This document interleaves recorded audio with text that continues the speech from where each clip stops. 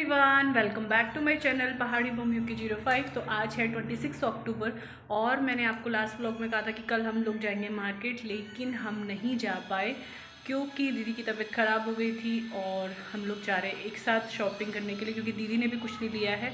और आज भी मैं नहीं जाती क्योंकि आज हर्षिल की हो गई है तबीयत ख़राब, थोड़ी सी उसको ना कोल्ड हो गया, जुकाम जैसा हो रहा है। पर क्या करें कि अब 26 तारीख हो गई है और दिन बहुत कम बच गए हैं, तो अब आज तो जाना ही पड़ेगा हमें।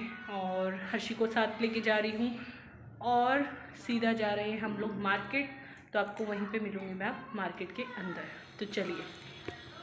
तो यहाँ पे हर्षी को मैंने नहला दिया, और वैसे तो नहलाती नहीं लेकिन कल भी नहीं नहलाया था, तो आज नहला दिया है। और उसको जुकाम हो रहा है तो थोड़े मोटे कपड़े ही पहनाए हैं इसको।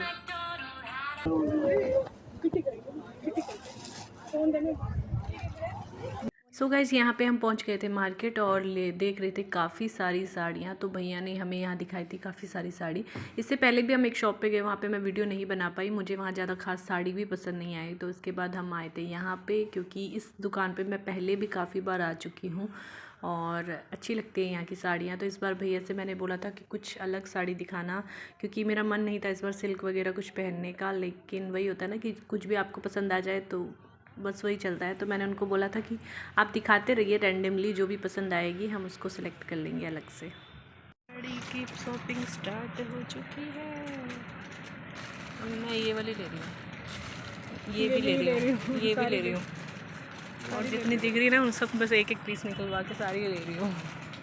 और जैसिका इसका बिल पे करेगी इसको इस बात पे। सो फाइनली हमने साड़ियाँ सेलेक्ट कर ली थी और दीदी कुछ साड़ियाँ लगा के देख भी रहे थे मिरर में। इसके बाद में हम सीधा गए चूड़ी मार्केट की ओर, और यहाँ से मैंने हर्षिल को भी भेज दिया था उसके पापा के साथ घर, क्योंकि वो बहुत ज़्यादा परेशान कर रहा था।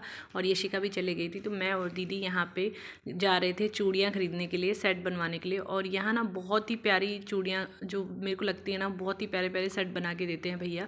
तो मैं उन्हीं की शॉप पर गई थी, लेकिन आज भैया नहीं थे और दोनों लड़कियाँ जो काम करते हैं वही बना के दे रही थी सेट। और आप देख सकते हैं इतनी ज़्यादा भीड़ थी ना आज चूड़ी मार्केट के अंदर करवा चौथ की वजह से। तो हमने सभी चीज़ें ख़रीद ली थी। इसके बाद हम जा रहे थे अब वापस, और यहाँ पे ना आप देख सकते हैं इतनी भीड़ है। और फेस्टिवल के टाइम पे कुछ ज़्यादा ही भीड़ होती है मार्केट में, इसलिए जो भी लेना होता है ना 2 दिन 3 दिन पहले ही ले लेना चाहिए, क्योंकि लास्ट में बहुत ज़्यादा भीड़ रहती है। तो गाइस, हो चुकी है साड़ियों की शॉपिंग, और अभी हमने पीना है जूस ताज़ा क्योंकि बहुत ज़्यादा थक गए हैं। और अब जाते हैं टेलर के पास, अगर उसको टाइम है तो ब्लाउज सिलने का।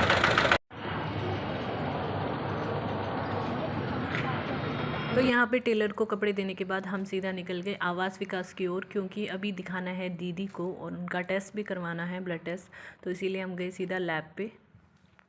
और यहाँ पे लैब टेस्ट करवाने के बाद में हमने खाई कड़ी चावल, और अब निकल रहे हैं घर की ओर वापस, क्योंकि अब जाना है हमें टैक्सी से घर, और काफ़ी दूर भी है। तो यहाँ से हम निकल चुके हैं घर की ओर, और फाइनली हम पहुँच गए अपने घर। यहाँ पे आते ही मैंने बनाई गर्मा गर्म चाय, और दीदी और हम लोग सभी बैठ के यहाँ पे मार रहे थे फिर गप्पे। तो आज मैंने दीदी से बोला कि आप लेट जाना खाना वाना खा के, फिर दीदी नहीं मान रहे थे, फिर कौशल ने बोला तो मान गए। और यहाँ पे दीदी गरम तेल करके हर्षिल की कर रही थी मालिश, क्योंकि आपको पता है उसे थोड़ा सा जुकाम हो रखा है, इसीलिए आज दीदी उसकी कर रही थी तेल मालिश यहाँ पे। तो यहाँ पे खाना वाना खाने के बाद में टीवी चलाई थी हम लोगों ने, ताकि हर्षिल थोड़ी देर बैठ जाए और दीदी लोगों को घर जाने दे वापस। यशिका इसीलिए हंस रही थी कि वो धीरे धीरे पैर दबा के जा रही थी, लेकिन हर्षिल उसके पीछे चला गया टीवी बंद करके। और वो ना दीदी लोग जब भी कभी घर जाते हैं या इधर उधर जाते हैं तो वो उन्हीं के पीछे चला जाता है, क्योंकि उनके साथ बहुत ज़्यादा रहता है ना, तो वही। और यहाँ पे बस वो यशिका को छोड़ ही नहीं रहता, उसे पता था वो चली जाएगी। और जैसे तैसे यशिका यहाँ से निकल गई बाहर, और अभी तक उसे आइडिया नहीं है कि दीदी लोग घर जा चुके हैं। सो गाइस, दीदी लोग जा चुके हैं घर वापस, और दीदी की तबीयत आज ठीक नहीं थी, इसलिए मैंने खाना वाना यही बना लिया था। और अब हर्षिल को भी पता नहीं लगा कि दीदी लोग चले गए, वरना रोता।